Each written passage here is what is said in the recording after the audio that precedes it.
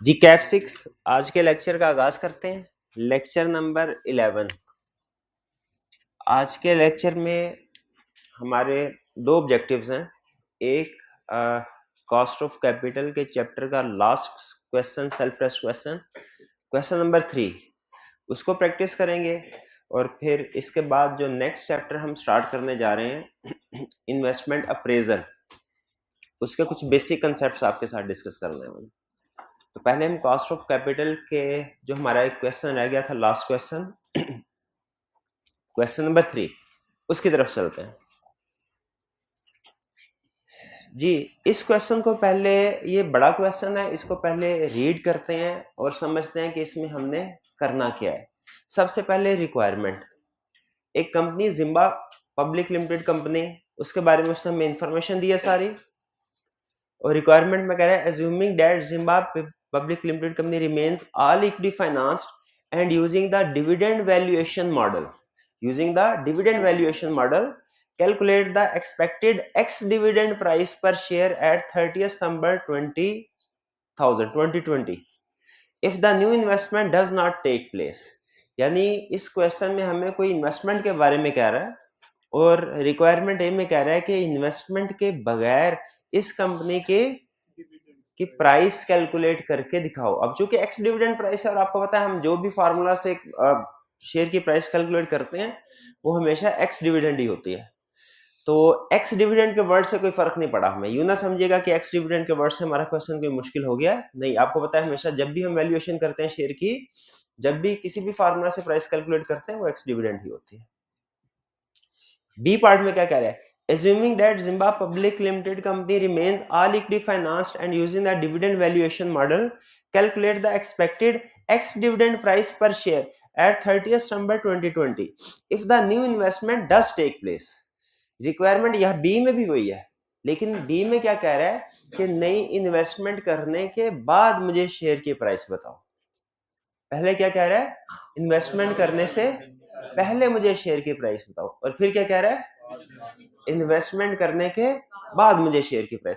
इसका मतलब ये हुआ कि कुछ डाटा उसने हमें इन्वेस्टमेंट करने से पहले दिया होगा और कुछ डाटा इन्वेस्टमेंट करने से के बाद दिया। जब इन्वेस्टमेंट करने से पहले हमने शेयर की प्राइस कैलकुलेट करनी है तो कौन सा डाटा यूज करेंगे, कौन सा डाटा, जो शेयर जो इन्वेस्टमेंट से पहले वाला डाटा है। और अगर इन्वेस्टमेंट के बाद प्राइस कैलकुलेट करनी है शेयर की तो कौन सा डाटा यूज करेंगे, इन्वेस्टमेंट के बाद वाला। ये बात क्लियर हो गई ना। yes, पार्ट ए में भी कह रहा है शेयर प्राइस कैलकुलेट करो, बी में भी कह रहा है। फर्क क्या है कि दरमियान में वो कह रहा है एक तो इन्वेस्टमेंट कर रहा होगा, एक वो कह रहा है इन्वेस्टमेंट से पहले और फिर दूसरा इन्वेस्टमेंट के बाद। सी में क्या है, compare the market value with and without the investment and determine whether the new investment should be undertaking. कह रहा है मार्केट वैल्यूज को कंपेयर कीजिए पहले और बाद में, यानी इस कंपनी की मार्केट वैल्यू को कंपेयर कीजिए, जिम्बा की मार्केट वैल्यू को कंपेयर कीजिए इन्वेस्टमेंट से पहले, इन्वेस्टमेंट के बाद, और फिर बताइए इन्वेस्टमेंट होनी चाहिए कि नहीं होनी चाहिए। अब इसका बड़ा सिंपल रूल है, क्या, अगर इन्वेस्टमेंट के बाद मार्केट वैल्यू बढ़ गई है, इन्वेस्टमेंट के बाद इसकी मार्केट वैल्यू बढ़ गई है तो फिर इन्वेस्टमेंट होनी चाहिए, और अगर मार्केट वैल्यू कम हो गई है इन्वेस्टमेंट नहीं होनी चाहिए। रिक्वायरमेंट को समझ रहे हैं। पहले पार्ट में क्या करना है, हमने शेयर प्राइस कैलकुलेट करनी है बिफोर इन्वेस्टमेंट, दूसरे पार्ट में आफ्टर इन्वेस्टमेंट, और थर्ड पार्ट में कंपेयर करना है। और अगर मार्केट वैल्यू बढ़ गई हुई इन्वेस्टमेंट करेंगे, अगर कम हुई इन्वेस्टमेंट नहीं करेंगे। स्टार्ट करें।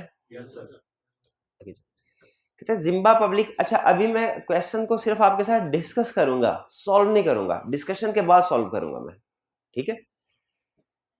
Zimba PLC is a listed all equity financed company which makes part for digital cameras। यहां तक कोई ऐसी इंफॉर्मेशन जो हमारे फार्मूला में यूज होनी हो वैल्यूएशन में, कोई इंफॉर्मेशन नहीं है, शाबाश। Next, the company pays out all available profits as dividend. Company अपना सारे का सारा प्रॉफिट डिविडेंड के तौर पे डिस्ट्रीब्यूट कर दे। ये एक इंफॉर्मेशन है जो हमारी वैल्यूएशन के काम आएगी। ये इसका मतलब क्या कह रहा है वो, ये विदाउट ग्रोथ का केस है, विदाउट ग्रोथ का केस है। आगे चलते हैं। अच्छा, अभी तक हमने जितने भी क्वेश्चंस किए हैं उसमें या तो विदाउट ग्रोथ का केस होता था या विद ग्रोथ का केस। इस क्वेश्चन में एक खास बात है, वो आपने खुद बतानी है मुझे। आगे चलते हैं। कह रहे हैं Zimbabwe public limited company has a share capital of 15 million ordinary shares. 15 million ordinary shares है, ठीक है। इसका मतलब है कि अगर जब हम शेयर की वैल्यू कैलकुलेट कर लेंगे उसके बाद पूरी कंपनी की वैल्यू कैलकुलेट करनी हो, वो कैसे कैलकुलेट होगी? शेयर प्राइस को, जो वैल्यू आई है प्राइस को, उसको टोटल नंबर 15 मिलियन के साथ मल्टीप्लाई कर देंगे। कह रहा ऑन 30 सितंबर 2020 it expects to pay an annual dividend of ₹20 per share. 30 सितंबर को ये एक्सपेक्ट कर रही है कि ये 20 रुपए पर शेयर डिविडेंड पे करेगी।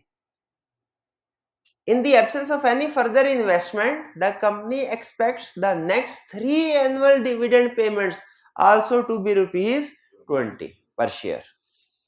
ठीक है, 20p उससे लिखा, 20 पर शेयर पूरा लिखना चाहिए था, ₹20 पर शेयर। यानी अगले जो 3 सालों का डिविडेंड है वो कितना होगा? 20 per share. But thereafter a 2% per annum growth rate is expected in perpetuity. और उसके बाद 2% ग्रोथ रेट भी एक्सपेक्टेड है। The companies cost of equity is currently 15% per annum. Cost of equity 15% है। इसके यहां तक आगे, इसके बाद आगे दूसरे प्रोजेक्ट की बात कर रहा है। यहां पे हमारा पार्ट ए खत्म होता है, यानी पार्ट ए में जो कुछ हमें इंफॉर्मेशन चाहिए वो यहां पे खत्म हो जाती है। तो यहां पे पढ़ के मुझे बताइए ये विद ग्रोथ का केस है कि विदाउट ग्रोथ? कितने स्टूडेंट्स का ख्याल है कि ये विद ग्रोथ का केस है, और कितने स्टूडेंट्स का ख्याल है विदाउट ग्रोथ का केस है, और कितने स्टूडेंट्स का ख्याल है कि ये दोनों का केस है? ये दोनों का केस है। यानी कंपनी देखे पहले साल 20, फिर 20, फिर 20, फिर इसके बाद 20 ग्रोथ के साथ, फिर हमेशा ग्रोथ होती रहेगी। अब मसला ये है कि इसमें हम विद ग्रोथ का मॉडल भी नहीं लगा सकते क्योंकि ग्रोथ हो रही है आगे, विद ग्रोथ का भी नहीं क्योंकि शुरू में ग्रोथ नहीं है, और विदाउट ग्रोथ का मॉडल भी नहीं लगा सकते क्योंकि बाद में ग्रोथ हो रही है। ये प्रॉब्लम समझ आ रही है? विद ग्रोथ का मॉडल लगाते हैं तो शुरू के 3 सालों में प्रॉब्लम है जिनमें ग्रोथ नहीं है। विदाउट ग्रोथ मॉडल लगाते हैं तो 3 साल के बाद की प्रॉब्लम है जब ग्रोथ है। फिर क्या करें? फिर करें ये कि दोनों मॉडल लगाएं। इस क्वेश्चन में सबसे अहम कंसेप्ट यही था कि यहाँ पे आपको दोनों मॉडल्स लगाने पड़ेंगे। जो विदाउट ग्रोथ वाला एरिया है, जो पीरियड है, उसमें विदाउट ग्रोथ वैल्यूएशन होगी, और जो विद ग्रोथ वाला पीरियड है उसमें विद ग्रोथ वैल्यूएशन होगी। कुछ समझ आई आपको? ठीक है। अच्छा, अगर हम इसकी अब कैलकुलेशन की तरफ अगर आए, पार्ट ए कैलकुलेशन करने हैं।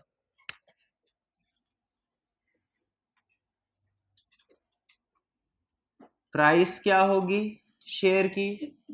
Present value of cash flows, यही प्राइस होगी ना शेयर की price, present value of cash flows.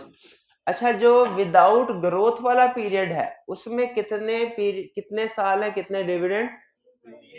3 साल और 3 डिविडेंड है, ऐसे ही है ना। अच्छा, उसको हम उसकी प्रेजेंट वैल्यू कैलकुलेट कर लेते हैं। फिर उसके बाद जो परपेचुटी वाला एरिया है, ग्रोथ वाला एरिया, उसकी प्रेजेंट वैल्यू कैलकुलेट कर लेंगे। एग्री करते हैं?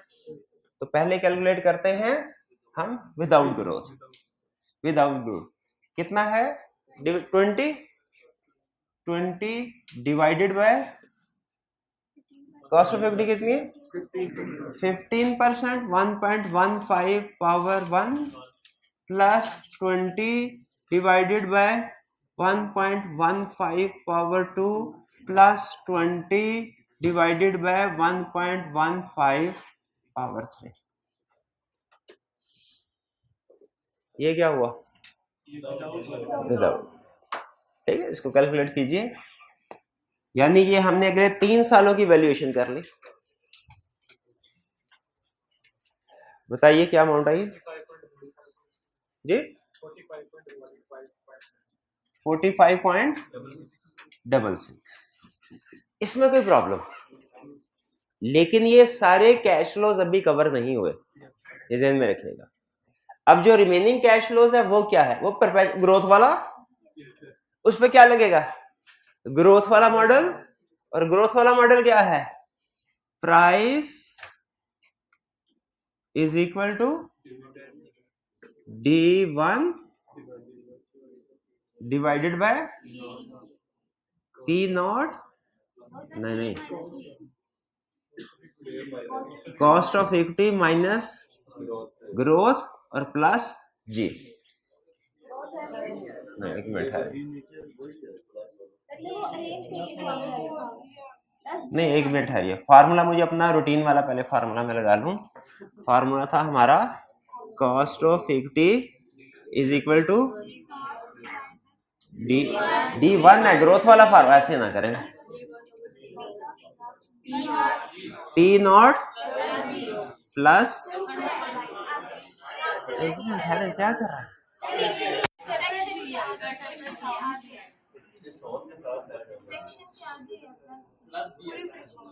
ये है प्लस जी, ऐसे कह रहे हैं, ठीक है।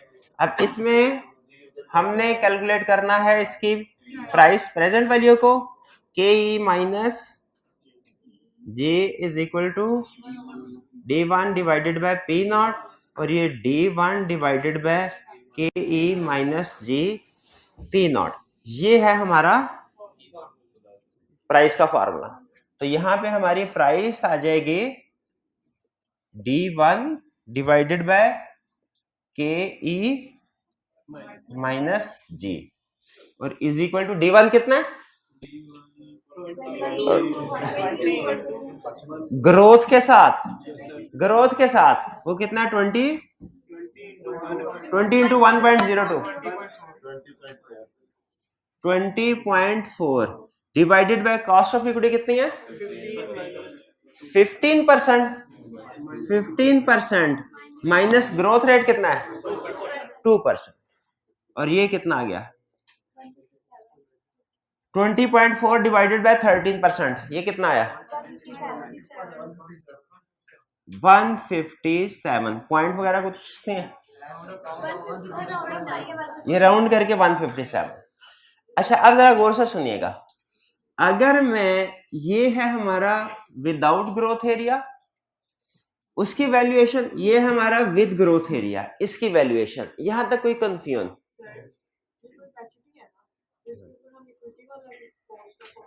ये परपेचुटी का फार्मूला है, ये ग्रोथ के साथ जब हम कहते हैं तो इन परपेचुटी होता है।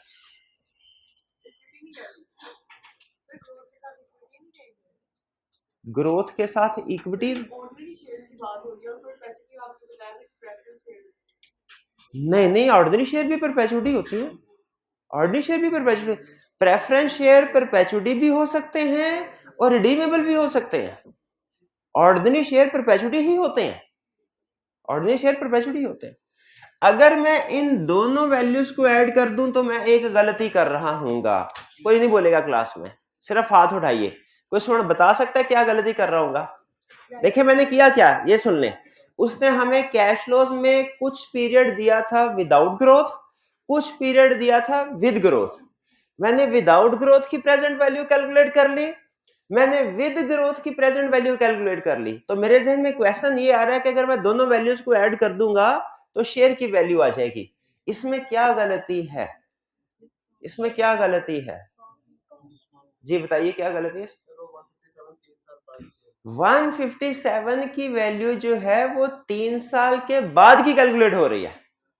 ये D1 जो है ना, D1 ये असल में 4th ईयर का D1 है, E1, और जो इसकी वैल्यूएशन हो रही है वो आफ्टर 3 ईयर हो रही है। इसका मतलब ये है कि मुझे इस अमाउंट को फर्दर डिस्काउंट करना है आज की प्राइस पे लाने के लिए। तो ये पॉइंट समझ आया कि नहीं? कि हमने इसमें, उसमें सबसे ज्यादा मुश्किल पॉइंट इस क्वेश्चन में उसने क्या छुपाया था? उसने विदाउट ग्रोथ की पीरियड भी दिया, विद ग्रोथ का पीरियड भी दिया। हमने विदाउट ग्रोथ की भी वैल्यूएशन प्रेजेंट वैल्यू कैलकुलेट कर ली, विद ग्रोथ की भी की। जो विदाउट ग्रोथ की वो तो आज के दिन पे आ गई है, ईयर जीरो पे। ईयर जीरो फाइनेंस में हम आज के दिन को कहते हैं ईयर जीरो, जीरो पे वैल्यू आ गई है। और जो विद ग्रोथ है इसकी वैल्यू 3 साल के बाद है। इसका मतलब है मुझे इसको 3 साल पे डिस्काउंट करना पड़ेगा। भाई ये बात समझ आ रही कि नहीं? नहीं समझ आ रही अभी? नहीं नहीं नहीं, फिर से मुश्किल पॉइंट है। ये देखिए, ये है ईयर जीरो, ये ईयर वन, ये ईयर टू, ये ईयर थ्री, और इसके बाद आगे year four, year five onward. Question में हमें क्या बता रहा है? वो कह रहा है यहाँ पे आपको डिविडेंड मिलेगा 20, ये 20, ये 20, इसके बाद बढ़ के 20.4, 20.4 के आगे जो भी इंक्रीज होता जाएगा। हमने इस डेट के ऊपर वैल्यू कैलकुलेट करने हैं। स्टेप वन में हमने क्या किया? इन तीनों कैश फ्लोज की प्रेजेंट वैल्यू कैलकुलेट कर लो, ठीक है। अब इसके बाद ये जो बाद में सब्सिक्वेंटली ये वाले कैश फ्लोज है, इनकी प्रेजेंट वैल्यू भी हमने कैलकुलेट कर ली। लेकिन ये प्रेजेंट वैल्यू कैलकुलेट की हुई है हमने यहां पे, इस पॉइंट ऑफ टाइम पे। जो ग्रोथ वाला पीरियड है इसके इस पॉइंट ऑफ टाइम पे है, जबकि हमें किस पॉइंट ऑफ टाइम पे चाहिए? यहां पे।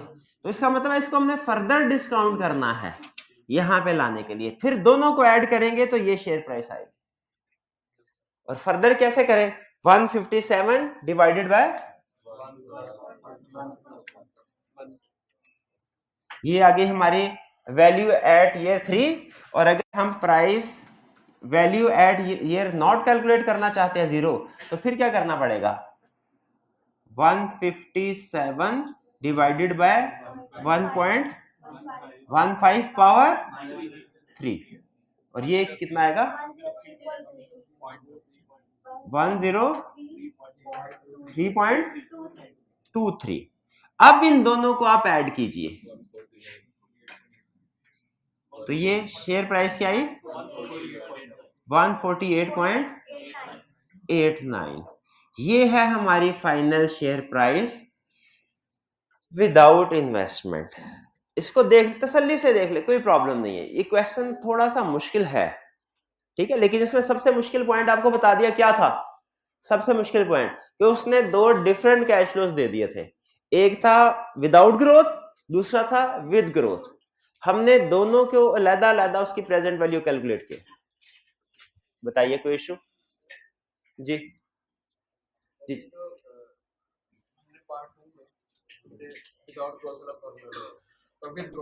पार्ट टू में विद ग्रोथ वाला फार्मूला, विदाउट ग्रोथ वाला पार्ट वन, इसमें विदाउट ग्रोथ वाला ही लगाया हुआ ऊपर। हाँ जी, प्रेजेंट वैल्यू कैलकुलेट की है। तो वो था। अच्छा, इनका क्वेश्चन ये है कि सर हमने विदाउट ग्रोथ वाला भी तो एक फार्मूला था, वो क्या फार्मूला था? D naught divided by P is equal to cost of equity. तो P naught is equal to D naught divided by, वो था जब परपेचुटी में हो कैश फ्लोस, वो है परपेचुटी में, ठीक है। फार्मूला उस वक्त यूज करना है जब परपेचुटी के कैश फ्लो, वो हमेशा कैश फ्लोज अगर हो रहे हो। ये 3 साल के बाद खत्म हो गए कैश फ्लोज, ठीक है। तो इसीलिए हमने डिस्काउंट कर दिया। क्लियर मेरे भाई? और कोई क्वेश्चन?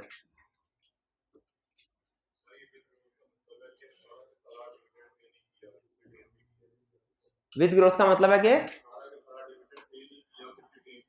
हाँ, सारे का सारा डिविडेंड जो है वो पे नहीं किया, कुछ रिटर्न किया नहीं। वो उस वक्त कह रहा है शुरू में, कह रहा है शुरू के जो 3 साल है ना, इसमें सारे का सारा डिविडेंड पे कर देते हैं, ठीक है। फिर इसके बाद 3 साल के बाद अपनी पॉलिसी चेंज कर रहे हैं विद ग्रोथ। जी, अब आगे चलते हैं। नेक्स्ट हमने क्या करना है? आफ्टर इन्वेस्टमेंट हमने कैलकुलेशन करनी है। अब मैं इसको इरेज कर रहा हूं, ये नीचे वाला पोर्शन।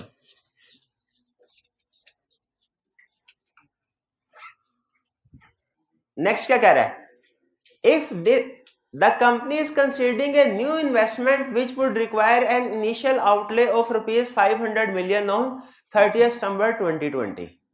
कंपनी एक इन्वेस्टमेंट करने जा रही है जिस पे कितने पैसे चाहिए होंगे, 500 मिलियन। अच्छा, कंपनीज के पास दो बड़ी ऑप्शंस होती हैं, उधार ले लें या शेयर इश्यू करता है, ठीक है। लेकिन ये कंपनी है ऑल इक्विटी फाइनेंस, ये क्या करना चाहती होगी, शेयर इश्यू करना चाहती होगी 500 में। अच्छा आगे चलते हैं हम, अब क्या कह रहा है, if this investment were financed by A 1-for-3 right issue it will enable the share dividend per share. पहले तो इसको अंडरलाइन करें, 1-for-3 राइट इशू, 1-for-3।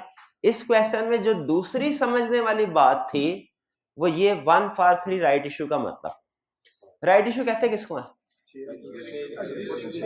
जब कोई भी कंपनी एक दफा शेयर इशू कर चुकी हो उसके बाद जब दोबारा शेयर इशू करे तो उसे क्या कहते हैं, राइट इशू। इसे राइट इशू इसलिए कहते हैं क्योंकि जब दोबारा शेयर इशू करने होते हैं तो एग्जिस्टिंग शेयर होल्डर का पहला राइट होता है कि उनको ऑफर किए जाए, इसीलिए इसे राइट इशू कहते हैं। राइट इशू को आप सब्सिक्वेंट इशू भी जेहन में रख सकते हैं। 1-for-3 का मतलब क्या है, जिसके पास 3 शेयर्स हैं, 3 शेयर्स हैं उसको 1 शेयर दिया जाएगा। इसका मतलब यह है कि अगर कंपनी का इस वक्त 15 मिलियन ऑर्डिनरी शेयर्स हैं, 15 मिलियन ऑर्डिनरी शेयर्स हैं, तो मजीद कितने शेयर इशू करेगी कंपनी, 5 मिलियन, ठीक है, 5 मिलियन शेयर इशू करेगी। आगे चलते हैं, ये 1-for-3 राइट इशू वाली टर्म समझ आ गई, आगे चलते हैं। It would enable the share dividend per share, अगर ऐसा हो जाए, अगर न्यू इन्वेस्टमेंट हो जाए, ठीक है, अगर 5 मिलियन के फर्दर शेयर इशू कर दिए जाएं, उनसे जो पैसे आए उससे न्यू इन्वेस्टमेंट कर दी जाए, तो क्या होगा, it would enable the share dividend per, it would enable the dividend per share to be increase to ₹21 on 30 सितंबर 2021। यानी तो डिविडेंड कितना मिल होगा, 21 रुपए, 21 रुपए। कब से, आज से, ईयर 0 से के ईयर 1 से, ईयर 1 से 21, यानी ये D1 है, डिविडेंड 1। अहम चीज ये पिक कर लिया आपने। अब वो आपको इसकी इंफॉर्मेशन दे रहा है, ये D1 हो गया। And all further dividends would be increased by 4% per annum, growth model use करवा रहा है। चले इसमें तो उसने हमारे लिए आसानी कर दी, क्या एक ही तरह का कैश फ्लो है, ग्रोथ मॉडल वाला। The new investment is however riskier than the average of existing investment, as a result of which the अच्छा मुझे बताइए, जब कोई भी कंपनी, ये एडिशनल कंसेप्ट आपसे पूछा, इसका क्वेश्चन से ताल्लुक कोई नहीं है, जब कोई भी कंपनी ज्यादा रिस्की इन्वेस्टमेंट करती है तो उसका बीटा बढ़ जाता है कि कम होता है कि सेम रहा, बढ़ जाता है। जब बीटा बढ़ जाता है तो उसकी कॉस्ट ऑफ इक्विटी भी बढ़ जाए। तो आगे अभी वो गया नहीं है, लेकिन हम ज़हनी तौर पे तैयार हो गए कि उसने रिस्कियर इन्वेस्टमेंट की बात की है कि कंपनी ज्यादा रिस्की इन्वेस्टमेंट कर रही है, तो उसका मतलब है इसकी कॉस्ट ऑफ इक्विटी बढ़ जाएगी, इसका बीटा बढ़ जाएगा, इसकी कॉस्ट ऑफ इक्विटी बढ़ जाएगी। As a result of which the company's overall cost of equity would increase to 16% per annum. Were the company to remain all equity, were the company, if company remains, अगर company सिर्फ equity financing ही करे तो फिर उसकी जो equity है cost of 16% हो जाएगी। अब मुझे बताइए उसने आपको क्या क्या इंफॉर्मेशन दी है। D1 growth rate, cost of equity 16%। क्या करें, यही फार्मूला, कौन सा, ऊपर वाला नीचे वाला, ये बी, same formula, price is equal to D1 divided by KE minus G is equal to D1 कितना उसने बताया 20। अच्छा ये तो कंफर्म है ना कि ये D1 है, D0 नहीं है, उसने साल बता दिया 2021। 20 ब्लैक के साथ कर रहे हैं, 21 divided by cost of equity कितनी है? अब 15 तो नहीं लेनी, अब 16% लेंगे। और ग्रोथ रेट कितना है? अब 2% तो नहीं लेना, वो तो था बगैर इन्वेस्टमेंट के 4%। और ये कैलकुलेट करें कितना आता है?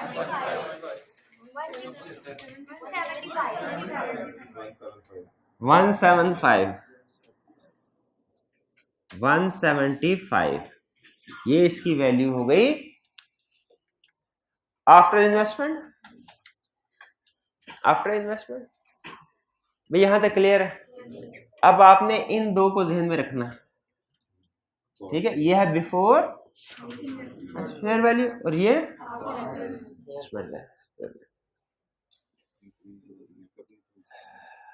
अच्छा मुझे ये बताइए, बजाय अगर सी ऑप्शन है उसने कहा कि बताइए ये प्रोजेक्ट जो है बेनिफिशियल है कि नहीं,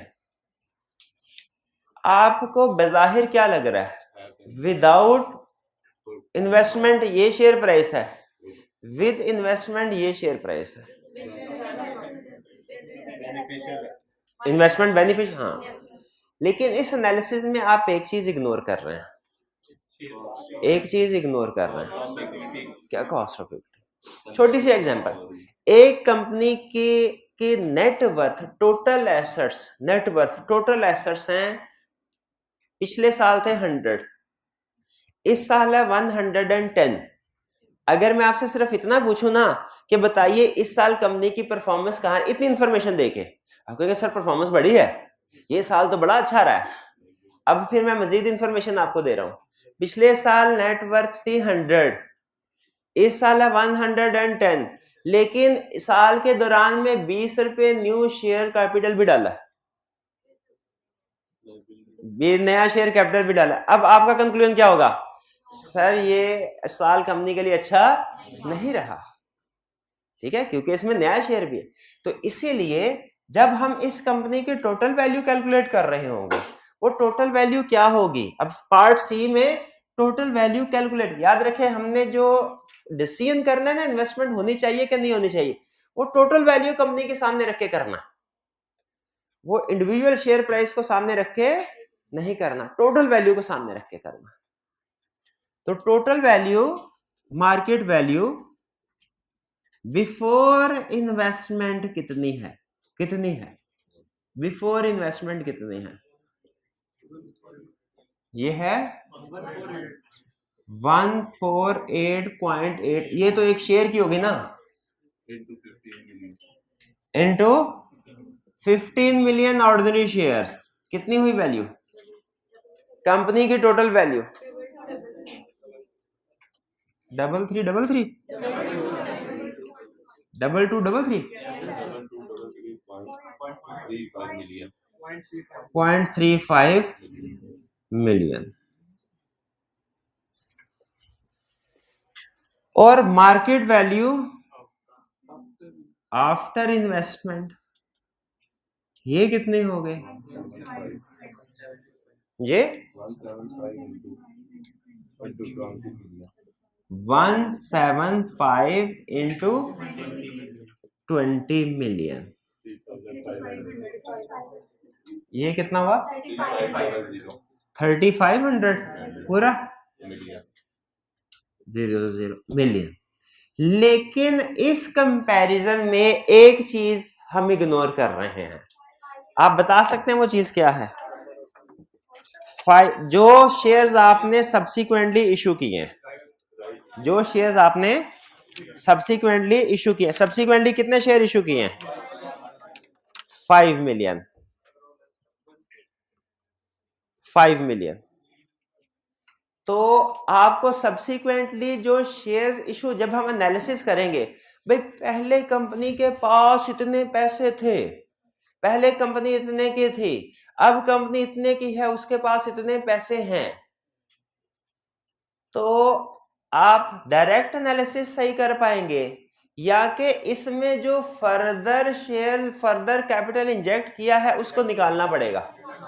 इसको निकालना पड़ेगा ना, फिर पता चलेगा सही प्रॉफिट कितना आया है। क्योंकि अगर आप अभी तो आप जब कंपैरिजन करेंगे ना, इसमें न्यू इन्वेस्टमेंट की वजह से प्रॉफिट प्लस आपका शेयर कैपिटल दोनों इसमें शामिल है, दोनों इसमें शामिल है। हमने तो सिर्फ प्रॉफिटेबिलिटी ऑफ प्रोजेक्ट देखनी है, ठीक है, प्रॉफिटेबिलिटी ऑफ।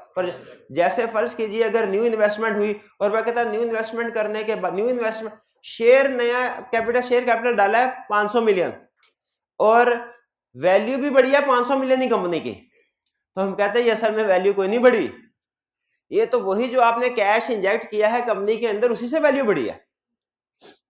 तो इसमें ये पॉइंट जहन में रखिए, इसमें 3500 मिलियन में न्यू इन्वेस्टमेंट के बाद जो कंपनी की वैल्यू है, इसमें न्यू प्रोजेक्ट का प्रॉफिट भी शामिल है और फर्दर शेयर कैपिटल भी शामिल है।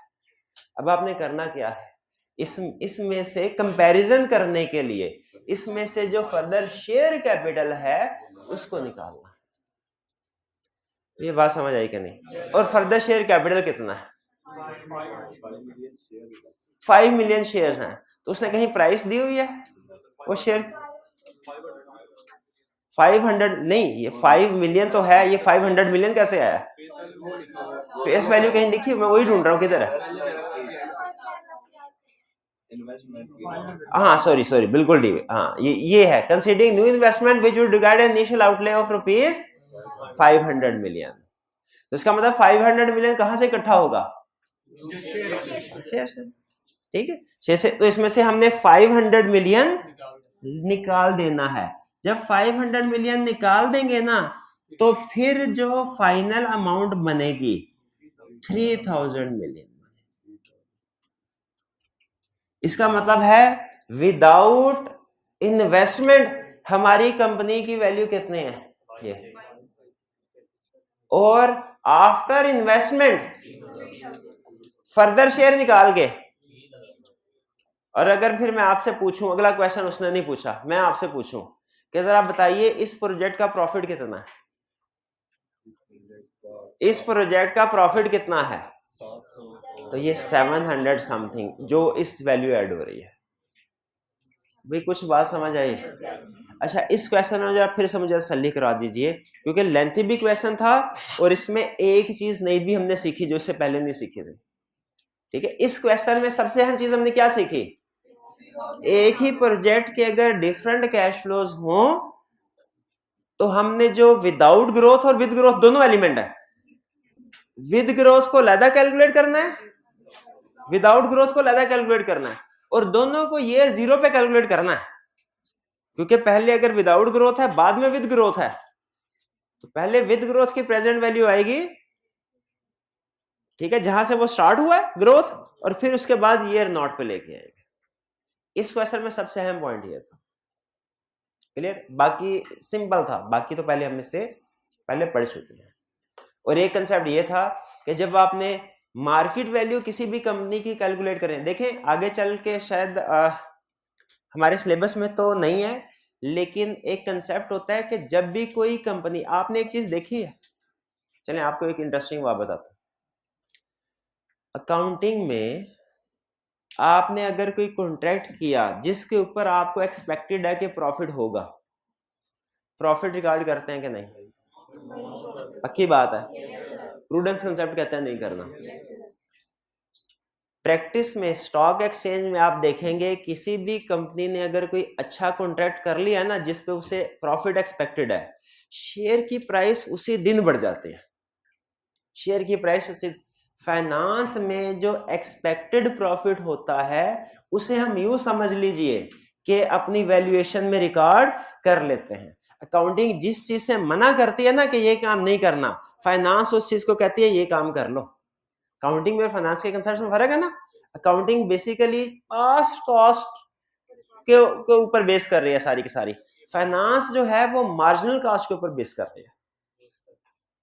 तो यहां पे हालांकि एक प्रोजेक्ट आज उन्होंने शायद शुरू भी किया हो, लेकिन उससे कंपनी की वैल्यू, मार्केट वैल्यू इंक्रीज हो जाएगी।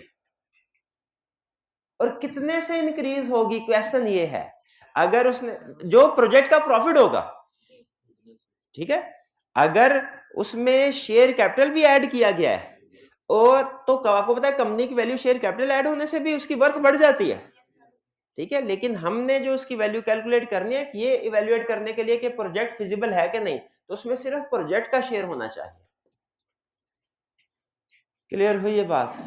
चलिए, कोई क्वेश्चन पूछना चाहते हो इस क्वेश्चन के हवाले से तो पूछ लीजिए जी।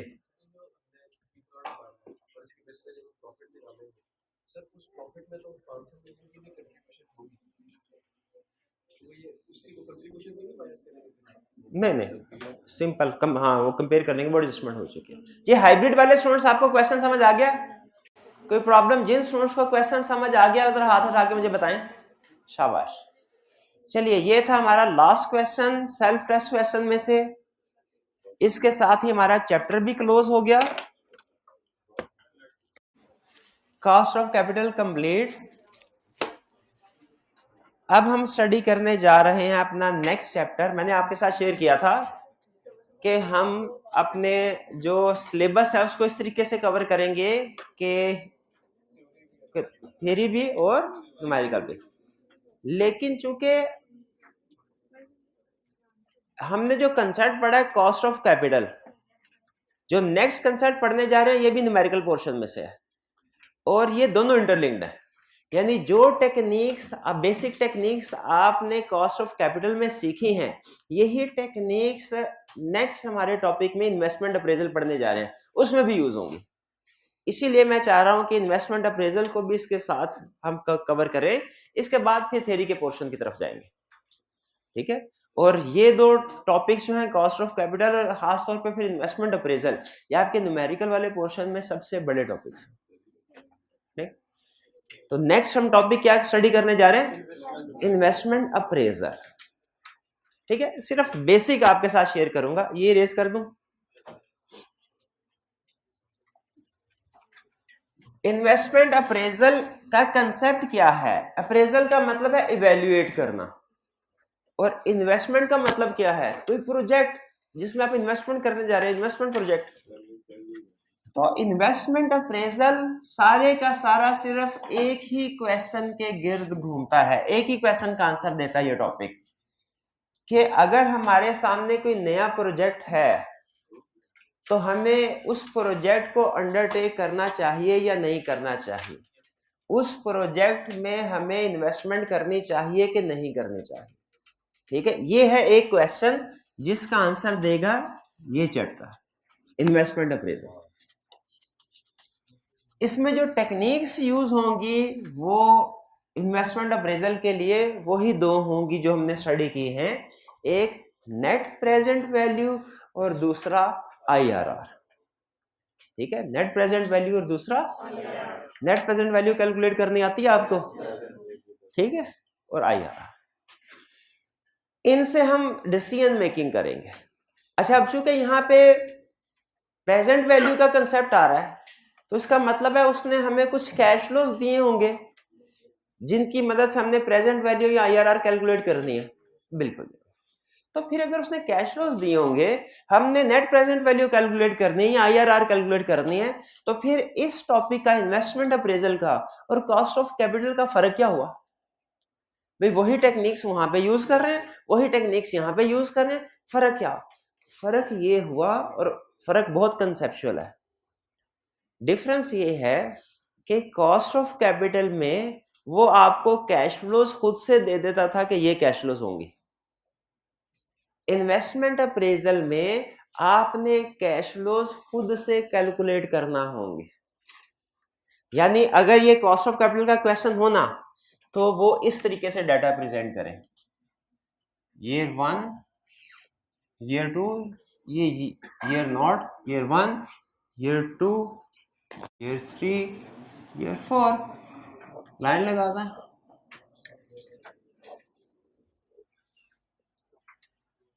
ठीक है। और आपको क्या, ईयर 1 में 20,000 कैश फ्लो, ईयर 2 में 20,000, 25,000, 30,000, 35,000। ये डिस्काउंट रेट है, प्रेजेंट वैल्यू कैलकुलेट करो। इसी तरह देता था ना कॉस्ट ऑफ कैपिटल। लेकिन इनिशियली यहां पे कह देता था कि जी हमने जो 75,000 में ये एसेट खरीदा है, इस एसेट के ये कैश फ्लोज फ्यूचर में हमें मिलेंगे, जरा इसकी नेट प्रेजेंट वैल्यू कैलकुलेट करके बताओ क्या है। कैलकुलेट कर लेंगे आप आसानी से, ठीक है। ये इनिशियल कॉस्ट है, प्रेजेंट वैल्यू में बाकी की कैलकुलेट कर लेंगे। इसकी क्या होगी 20,000 डिवाइडेड बाय 1 पॉइंट जो भी डिस्काउंट रेट है power 1, 20,000 divided by 1 plus discount rate power 2, 345। इसी तरह होता था। अब इस टॉपिक में ऐसे नहीं होगा। इसमें वो आपसे कहेगा